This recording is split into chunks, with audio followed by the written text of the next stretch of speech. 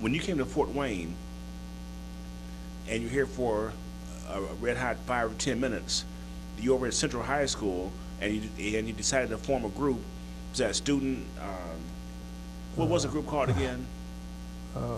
Black Students for Social Change. Now that's a pretty powerful statement right there, because for social change, that has to show that shows that you're discontented with the present social structure. Well, you know, when you get to Fort Wayne, man, it was a funny community. By funny, I mean, dudes were talking about going out with Faye girls. Man, I got me a Faye. Old Faye, then they just changed it to Faye. What is that? A white girl. You know, it didn't matter what she looked like, as long as her skin was white. You know, when you look at them, the girl fat, ugly. You know, you would walk over a sister for a white girl, and the girl was finer than time. I mean, something wrong with that. Now, was that because from the South they couldn't have this, so they want this? I assume. I really couldn't understand it. I really couldn't understand it. I mean, first place I was taught that, you know, you didn't want one of them. You know,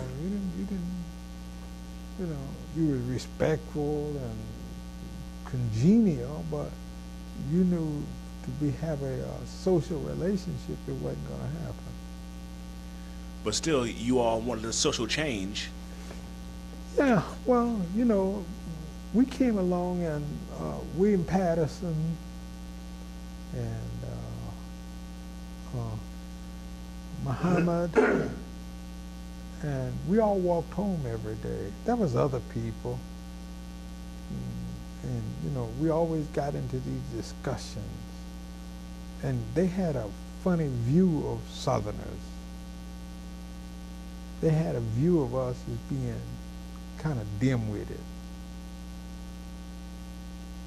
I mean, that's interesting by itself, because everybody's here that's here is from the South. I know, but they always thought, you know, like people thought, I have a friend of mine, he used to tease me about being from Biloxi, Mississippi. He thought Biloxi, Mississippi was a farm town until he got the military. And he went to Biloxi. He said it was the best time he'd ever had. I mean, it was I was an urban black. It was the second largest city in the state of Mississippi. And, you know, it was right on the Gulf of Mexico. So as a result of that, they had their parents and their grandparents came from rural Alabama, real Mississippi. I didn't. You know, I was born in Alabama, but I moved to Biloxi at a young age. And, you know, Biloxi was urban. We had running water. But here in Fort Wayne, when you said that Fort Wayne was funny acting, was your desire for social action, was that ahead of its time, or did it scare these people here? Not really. I met people who had the same, you know, who knew about the Mississippi Freedom Summer, who kept up with it, who knew something about it. And as knowing about it, you know, we conversed a lot about it. We knew who Fannie Lou Hamer was. We knew who Stokely Carmichael was. We knew these people, you know. And this is through reading? Yeah. You know, we was reading all kinds of stuff. You know, and we you know, we was reading the Nation of Islam paper, Muhammad Speaks, and you know, we had diversity in the group. We was reading some good books. You know, Black Like Me, Black Boy. Because at that time, was there very much of this on TV? No, just the news. I mean, the television hadn't discovered us yet. I think I Spy was on, but he wasn't playing a quote, quote, Negro role. Amos and Ann there. Other than that, that was it.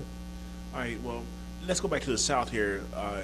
You know, earlier you said that you see that history is repeating itself, you know, with the voters' rights action that's going on today. What did you mean by that? I mean, how is it repeating itself? Well, you remember from 1870 until 1901, really starting at 1865, Congress mandated that that blacks had to be in the government.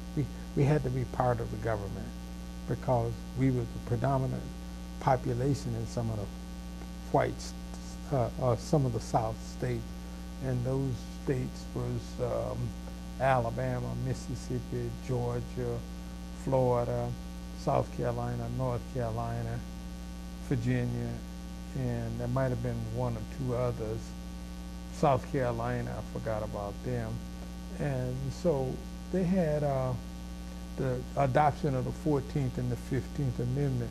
The 14th Amendment gave us citizenship, and the 15th Amendment gave African American males the right to vote before white women got to vote. All right, but how, okay, now right now today, the Voters' Rights Act is under attack, and they're saying that it's no longer needed because apparently in the states where they had the act in place, they're saying that it's resulted in perpetual, what is the right word? That they can't get rid of it even though it's no longer needed. Well, see, it's no longer needed because black folks used those amendments and used that pressure from the government to make them change the discriminatory practices. Boy, can you read? No, you can't vote. How many white marbles in that jar? You say 59, no, you're wrong, boy. You say 212, no, you're wrong. You know, or read the Constitution of the state of Mississippi and interpret it. Tell me what it say. You know, well, most of these people wasn't educated. They didn't know what enfranchise was. But how could they ask such ambiguous questions when there was no real answers to those questions? Who's going to challenge them? These people had meager jobs and meager income. They wasn't taking nothing to court. They just accepted it.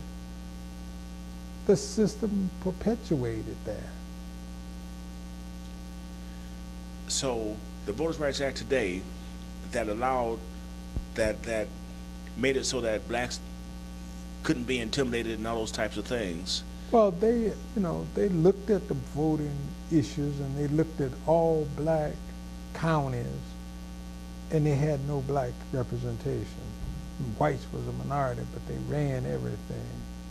And that was predominantly Alabama, Mississippi, South Carolina, Georgia, to some degree, with the exception of maybe Tennessee, because they had, the best thing about Tennessee, there were 4 black colleges in Nashville. Tennessee was the only southern state that did have a law against teaching blacks how to read from almost its conception. And you had Morehouse, not Morehouse, I'm sorry, you had, yeah, I think Morehouse, you had... That's in Georgia. Yeah, right, was in Georgia. It was in, you had... I know Fisk, Tennessee State, Meharry, and the Baptist Seminary in Nashville. The Nashville movement really was the movement that sparked all of this, and primarily led by the Student Nonviolent Coordinating Committee.